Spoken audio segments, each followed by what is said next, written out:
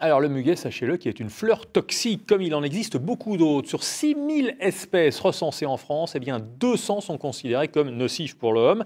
Et alors que de nombreuses plantes ou autres fleurs commencent à apparaître peu à peu dans nos assiettes avec la cuisine qui évolue, il est plutôt utile donc de savoir les repérer, car ces ingestions qui causent parfois plus que des indigestions représentent 5% des appels au centre antipoison d'Angers, par exemple. Reportage Éric Aubron et Gwenaëlle Rier.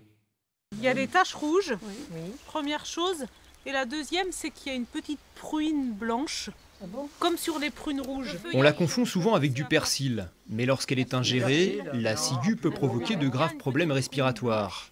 Pour ces amateurs de jardinage, le but de cette sortie est justement d'apprendre à distinguer les plantes sauvages comestibles des toxiques.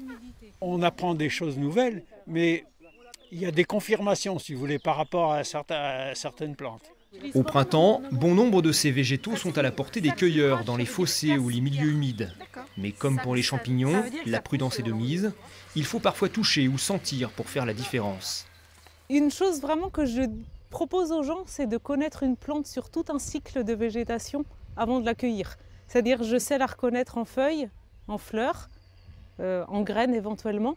Et puis après, une fois que j'ai observé sur un an, je pourrais aller la cueillir sur le même lieu. Chaque année, le centre antipoison du CHU d'Angers traite, dans le Grand Ouest, entre 150 et 200 cas de confusion alimentaire due aux plantes. Des symptômes, pour la plupart digestifs, qui nécessitent une prise en charge rapide. Soit on identifie nous-mêmes la plante, quand elle est assez évidente à identifier, mais on est toxicologue, on s'appuie par contre sur un réseau de botanistes qui sont regroupés dans une liste de diffusion à usage des centres antipoison qui s'appelle Phytoliste, sur laquelle on envoie des photos que les patients nous envoient et les botanistes en assurent l'identification dans les délais les plus brefs. Et le cytis, l'acacia, ça fait des fleurs en grappe, hein. C'est le même type de fleurs, c'est bien pour ça qu'il y a des erreurs. Dans le cadre de cet appel, c'est une simple différence de couleur qui a réservé une mauvaise surprise.